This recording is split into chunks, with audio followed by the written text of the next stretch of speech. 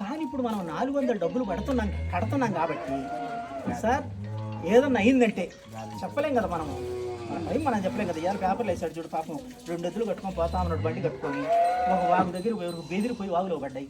అతనికి ఎట్లా ఈత వచ్చి కొట్టుకొని వచ్చాడు. ఒక ఆవు అంటే ఇది కట్టేసి ఉంటుందా కాడి మనకి అది ఊడిపోయిందంట, అది ఈదుకుంటూ వచ్చింది. ఇంకొకటి ఓళ్ళ అది ఆడే మునిగి చచ్చిపోయింది. అది పేపర్లు వేసారు, ఇద్దరు గోడాడిపోతున్నారు. అట్లాంటి పరిస్థితులు కూడా చెప్పలేం కదా మనం తర్వాత ఎట్లేదు. అందుకని అందరూ కూడా ఇన్సూరెన్స్ తప్పనిసరిగా 400 ఏముంది మనకు 30,000 ఎట్టి పరిస్థితుల్లో వస్తాయి.